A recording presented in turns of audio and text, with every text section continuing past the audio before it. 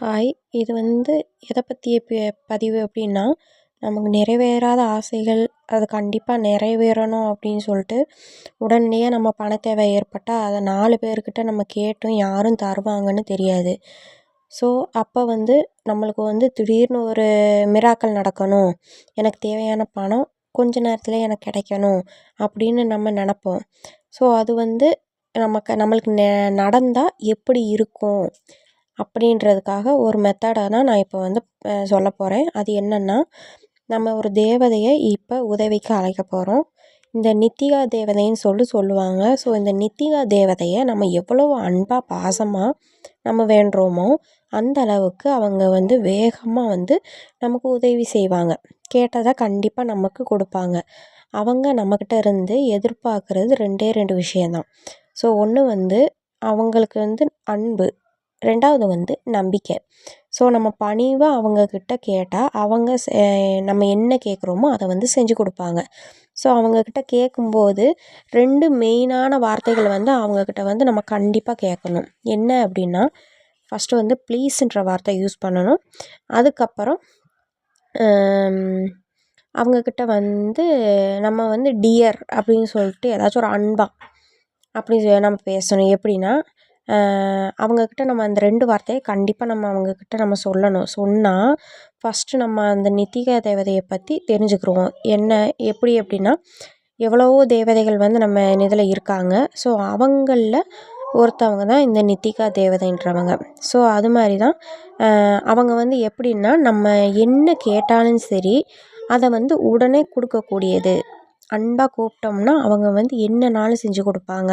பண பிரச்சனையாக இருந்தாலும் சரி, இல்லை நம்மளுக்கு உடல் ரீதியான பிரச்சனை, அதே மாதிரி ரிலேட்டிவ்ஸு இல்லை ஃபேமிலியில் ஏதாச்சும் சிச்சுவேஷனு, அப்புறம் வீடு வேணும், கடன் பிரச்சனை இருக்குது, இதெல்லாம் தீரணும் அப்படின்னு கேட்டாலும் அவங்க எல்லாமே நம்ம மனம் உருகி அன்பாக அவங்களக்கிட்ட நம்ம நிச்சயமாக நம்பிக்கையாக நம்ம அவங்கக்கிட்ட கேட்டோம் அப்படின்னா கண்டிப்பாக செஞ்சு கொடுப்பாங்க. அவங்கள அந்த நித்திகா தேவதையை ஸ்பிரிட்டுன்னு சொல்லுவாங்க. ஸோ, அதனால் அவங்கள இரவு 10 மணிக்கு மேலே நம்ம கூப்பிடக்கூடாது. எதுக்காகன்னா, அவங்கள கூப்பிட்றதுக்கு ஒரு ரூல்ஸ் எல்லாம் இருக்குது. ஸோ, அது மாதிரி தான் இவங்கள நைட்டு 10 மணிக்கு மேலே கூப்பிடவே கூடாது. இவங்கள நம்ம எப்போ கூப்பிடணும் அப்படின்னா, காலையில் பிரம்ம முகூர்த்த நேரம்னு சொல்லுவாங்க தெரியுமா? மார்னிங் 3 மணிக்கு மேலே. ஸோ, 3 மணிக்கு அப்புறம் நைட்டு 10 மணி வரைக்கும் நீங்கள் கூப்பிடலாம். இவங்கள நம்ம கூப்பிடலாம். எப்போனாலும் நம்மளுக்கு டைம் கிடைக்கும்போது நம்ம கூப்பிட்டுக்கரலாம். ஆனால் நைட்டு 10 மணிக்கு அப்புறம் இவங்கள நம்ம கூப்பிடக்கூடாது. இவங்கள நம்ம உதவிக்கு அழைக்கிறதுக்கு முன்னாடி நம்ம மனசை எப்படி வைக்கணும் அப்படின்னா, ஒருநிலைப்படுத்தி அமைதியாக ஒரு இடத்துல உட்காரணும். எந்த ஒரு டிஸ்டர்பன்ஸும் இல்லாமல் அமைதியாக உட்காந்துக்கிறணும். அப்புறம் இவங்கள நம்ம முழுசாக நம்பணும். மனசுக்குள்ளேயே நம்பிட்டு நம்மளுக்கு இவங்க செஞ்சு கொடுப்பாங்க அப்படின்னு ஒரு நம்பிக்கையை வச்சுட்டு, அதுக்கப்புறம் ஒரு ரெட் கலர் பேனா, இல்லை க்ரீன் கலரு, இல்லை ப்ளூ கலர் பேனா, ஏதாச்சும் ஒரு கலர் பேனா, அந்த 3 கலரில் ஏதாச்சும் ஒரு கலர் பேனா எடுத்துக்கோங்க. கலர் பென் எடுத்துகிட்டு அன்ரோல்டு நோட்டு, அதாவது கோடு போடாத நோட் இருக்கும் தெரியுமா? நம்ம ட்ராயிங் வரைகிற மாதிரி. ஸோ, அந்த மாதிரி நோட்டு ஒன்று எடுத்துக்கோங்க. எடுத்துகிட்டு அதில் நித்திகா தேவதையோட சிம்பிள் வரைஞ்சிக்கிறணும். அது நான் இந்த வீடியோலேயே நான் காட்டியிருக்கேன் பாருங்கள். அதுதான் அவங்களோட சிம்பிள். ஸோ, இந்த சிம்பிளை நீங்கள் நோட்டில் வரைஞ்சாலும் சரி, இல்லை இந்த சிம்பிளை உங்களோட கையில், இடது கையில் மணிக்கட்டு பகுதியில் வரைஞ்சிக்கிட்டாலும் சரி. என்ன அப்படின்னா, நம்ம கையிலேயே இருக்கும்போது நம்மளுக்கு இதோட பெனிஃபிட்ஸ் நிறைய அதிகமாக இருக்குது. ஸோ, அதனால தான் நான் இதை வரைஞ்சிக்கிற சொல்கிறேன். கையில் வரைஞ்சாலும் சரி, இல்லை ஒரு நோட் எடுத்து அந்த பேப்பரில் வரைஞ்சாலும் சரி, அன்ரோல்டு பேப்பராக இருக்கணும், கோடு போடாத பேப்பராக இருக்கணும். அதை வரைஞ்சி முடிச்சுட்டு கண்களை மூடி உங்கள் நியாயமான கோரிக்கையை அவங்கக்கிட்ட சொல்லணும். என்னென்னா, இப்போ நிறைய பேர் என்ன உடனே கேட்டால் பணம் கொடுப்பாங்கன்றாங்க, நம்ம ஒரு 5 கோடி 10 கோடி கேட்போம் அப்படின்னு கேட்குறது. அப்புறம் இவங்க எனக்கு செஞ்சே கொடுத்தாகணும் அப்படின்னு சொல்லிட்டு கண்டிப்பாக கேட்குற மாதிரி, எனக்கு செஞ்சு கொடுத்து தான் ஆகணும் அப்படின்னு மிரட்டுற மாதிரி கண்டிப்பாக பேசுனாங்கன்னா, அவங்களுக்கு வந்து கிடைக்காது. அதுவே நம்ம அன்பாக பணிவாக அவங்கக்கிட்ட நம்ம கேட்டோம் அப்படின்னா கண்டிப்பாக நம்மளோட கஷ்டத்தை பார்த்து நம்மளோட நம்பிக்கை அவங்க மேலே வச்சுருக்க அன்பு இதெல்லாம் பார்த்து அவங்க கண்டிப்பாக நம்மளோட கோரிக்கையை வந்து அவங்க வந்து நிறைவேற்றி கொடுப்பாங்க. என்ன கேட்குறோமோ அதை கொடுப்பாங்க. என்ன செய்யணும் அப்படின்னாலும் அவங்க செஞ்சு கொடுப்பாங்க. இப்போ நம்ம என்ன செய்ய போகிறோம் அப்படின்னா நம்ம வந்து அவங்கக்கிட்ட நம்மளோட அன்பை வந்து வெளிப்படுத்தி காட்டணும். அன்பாக நம்ம கூப்பிட்டோம்னா அவங்க கண்டிப்பாக நம்மளுக்கு வந்து இறங்கி வந்து செய்வாங்க. ஸோ இப்போ என்ன பண்ணணும் அப்படின்னா அவங்கள எப்படி கூப்பிடணும்னு நம்ம கண்ணை மூடி உட்காந்துருப்போமா, உட்காந்துட்டு அந்த படத்தை கையில் இருக்கணும். அந்த படத்தை வச்சுட்டு நம்ம சொல்லணும். எப்படின்னா, dear Nithika, please give me ஒரு 5 lakhs எனக்கு இப்போ வேணும் அப்படின்னா, dear Nithika please give me 5 lakhs அப்படின்னு சொல்லிட்டு சொல்லணும். இதுவே தமிழ்லனா, அன்புள்ள நித்திகா தயவு செய்து எனக்கு ஒரு 5 லட்சம் ரூபாய் தாருங்கள் அப்படின்னு கேட்கணும். கேட்டால் இதை வந்து ஒரு 5 இல்லைன்னா 10 நிமிஷம் வந்து நம்ம சொல்லிக்கிட்டே இருக்கணும். உங்களுக்கு இது போதும் அப்படின்னு நினச்சிங்கன்னா நீங்கள் நிப்பாட்டிக்கரலாம். அதுவே நம்ம வந்து ரிலேட்டிவ்ஸு, ஃபேமிலிஸ்க்கு ஹெல்ப் கேட்கணும். இப்போ நம்ம பேரண்ட்ஸே சரி, வீடு இல்லாமல் ஒரு சிலர் வந்து கஷ்டப்படுவாங்க. நம்ம வந்து ஹஸ்பண்ட் வீட்டில் இருப்போம். ஸோ இப்படியெல்லாம் இருக்கும்போது நம்ம வந்து அவங்களுக்கு ஏதாச்சும் ஹெல்ப் கேட்கணும் அப்படின்னா அவங்களோட பேர் அல்லது அவங்க உங்களுக்கு என்ன சொந்தம், அப்பாவா, அம்மாவா, அண்ணனா, மாமாவா, சித்தப்பாவா, இப்படி ஏதாச்சும் இருப்பாங்கள்ல, இல்லை உங்கள் ஃப்ரெண்டா, இவங்களோட பேர் இல்லாட்டினா இவங்க என்ன உறவுன்னு சொல்லிட்டு மட்டும் சொல்லி அவங்களுக்கு என்ன வேணும் அப்படின்னு சொல்லிட்டு நீங்கள் கேளுங்க. இப்போ என்னோடய ஹஸ்பண்டுக்கு கவர்மெண்ட் ஜாப் வேணும் அப்படின்னா நான் அதை மாதிரி சொல்லி கேட்கலாம். எப்படின்னா, dear Nithika please give me government job my husband. அதாவது என்னோடய ஹஸ்பண்டுக்கு வந்து நான் வந்து கவர்மெண்ட் ஜாப் கேட்குறேன். ஸோ அதே மாதிரி உங்களுக்கு எப்படி யாருக்கு வேணுமோ அப்படி வேண்டிக்கோங்க.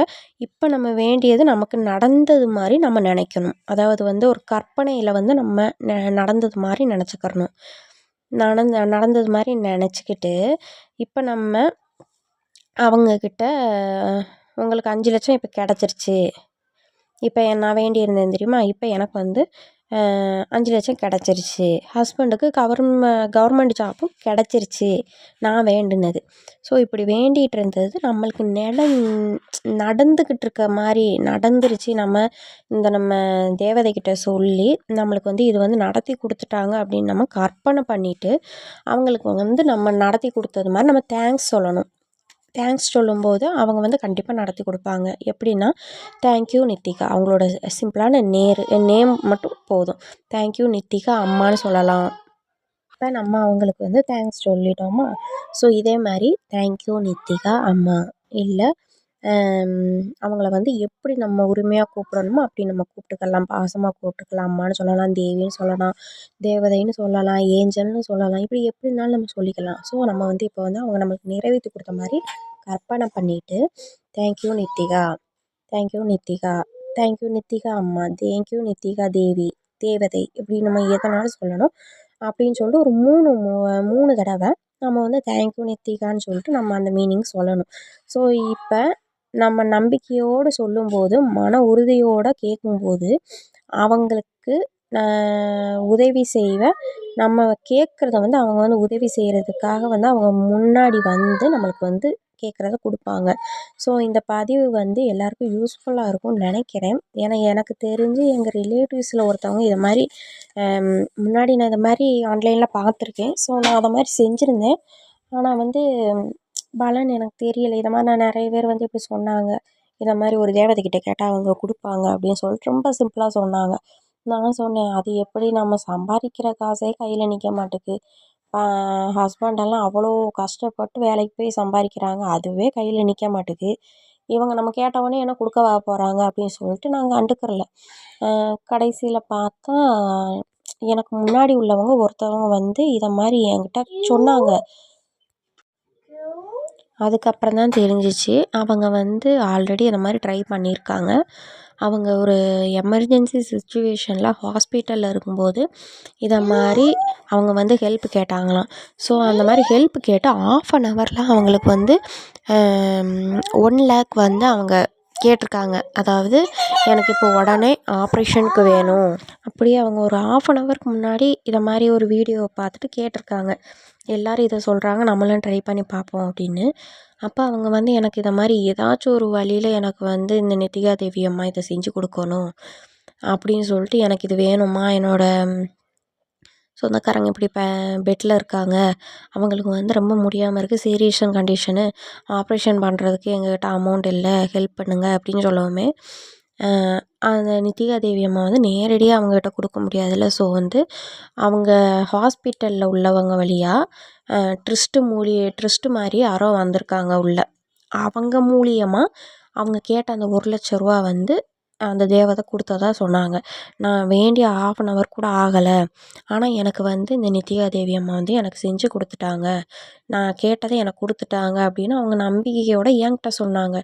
அதுக்கப்புறம் தான் நான் வீடியோவில் சொல்லியிருந்தேன் தெரியுமா, ஹஸ்பண்டுக்கு வந்து கவர்மெண்ட் ஜாப் வேணும் அப்படின்னு சொல்லிட்டு அந்த ஜாப் கேட்டதுக்காக நான் இதே மாதிரி தான் அவங்க சொன்னாங்க. சரி, நம்ம இவ்வளோ தடவை பார்த்துருக்கோம், நம்ம எதுவுமே நம்பிக்கை இல்லை அப்படின்னு சொல்லிட்டு இவங்க சொன்னாங்க, நீங்கள் நம்பிக்கையோடு ப்ரே பண்ணி பாருங்கள், நல்லது நடக்கும் அப்படின்னு. அதுக்கப்புறம் நான் அதே மாதிரி நான் நம்பிக்கையோடு ப்ரே பண்ணி இப்போ நான் உங்களுக்கு வீடியோவாக போட்டிருக்கேன் தெரியுமா, இதே மாதிரி தான் நானும் செஞ்சேன். நான் வந்து எப்படின்னா, நான் கையிலலாம் ட்ராயிங் பண்ணலை. ஸோ நான் நோட்டில் தான் ட்ராயிங் பண்ணி வச்சுருந்தேன். நோட்டில் ட்ராயிங் பண்ணி வச்சுட்டு கையில் வந்து நம்ம வரையலாம், ஆனால் வந்து அந்த ரவுண்டு மாதிரி உள்ளது, அதுக்கு வெளியே உள்ளதெல்லாம் நான் போடலை. உள்ள அந்த சிம்பிள் மட்டும்தான் நான் போட்டிருந்தேன். அதுவும் இல்லாமல் அந்த லாங்குவேஜ் மாதிரி உள்ளது வந்து நித்திகான்னு சொல்லிட்டு அவங்க எழுதியிருக்காங்கல்ல, அது வந்து நம்மளுக்கு வந்து எழுத வராது, கையில் வந்து பெண்ணால் எழுத வராது. அதனால் நான் வந்து பேனை வச்சு நோட்டில் எழுதி வச்சிட்டேன். நோட்டில் வரைஞ்சி வச்சுட்டு அதை கையில் வச்சுட்டு கையிலையும் சிம்பிள் மட்டும் வரைஞ்சிட்டு நான் அதை கண்டிப்பாக எனக்கு நித்திகா அம்மா செஞ்சு கொடுப்பாங்க அப்படின்னு ஒரு நம்பிக்கையில் நான் செஞ்சேன். எனக்கு வந்து அது நடந்துச்சு. ஹஸ்பண்டுக்கு வந்து கவர்மெண்ட் ஜாப் கிடச்சிருச்சு அப்படின்னு சொல்லிட்டு நானும் இதே மாதிரி கற்பனை பண்ணிட்டேன். கற்பனை பண்ணி தேங்க்யூலாம் சொல்லி கரெக்டாக 1 வீக் ஆகுறதுக்குள்ளே ஜாப் கிடச்சிருச்சு அப்படின்னு சொல்லிட்டாங்க. நான் கேரளாவில் தான் ஜாப் கிடச்சிருச்சு அப்படின்னாங்க. ரொம்ப சந்தோஷம் அப்படின்னு சொல்லிட்டு 2வது நித்திகா தேவி அம்மாவை நான் மறக்கவே கூடாது அப்படின்னு அவங்களோட அந்த சிம்பிளை வந்து நான் இப்போயும் சரி ப்ரிண்ட் அவுட் எடுத்து வீட்டில் நான் ஒட்டி வச்சுருக்கேன். ஏன்னா நான் கவர்மெண்ட் ஜாப் வேணும்னு சொல்லிட்டு எவ்வளவோ ஹஸ்பண்ட் படிக்க எக்ஸாம்னு போய்கிட்டே இருப்பாங்க. நித்யா தேவி அம்மாக்கிட்ட அவங்க சொன்னதை கேட்டு நானும் செஞ்சு பார்த்தேன், ப்ரேயர் பண்ணி பார்த்தேன். ஹஸ்பண்டுக்கு வந்து இப்போ கவர்மெண்ட் ஜாப் கிடச்சிருச்சு. ஸோ அதனால தான் இந்த பதிவு வந்து உங்களுக்கும் நான் போடணும்னு சொல்லிட்டு சிம்பிளாக ஷார்ட்ஸ் போட்டிருந்தேன். சரி, அதுக்குள்ளே நம்ம ரெக்கார்ட் பண்ணி போட்டுக்குருவோம் அப்படின்னு சொல்லிட்டு தான் இப்போ நான் ரெக்கார்ட் பண்ணிவிட்டு உங்களுக்கு நான் அப்லோட் பண்ணுறேன். சீக்கிரத்துலேயே நான் அப்லோட் பண்ணுறேன். இந்த பதிவு உங்களுக்கு ரொம்ப பிடிச்சிருந்துச்சி அப்படின்னா நீங்களும் ட்ரை பண்ணி பார்க்கலாம்.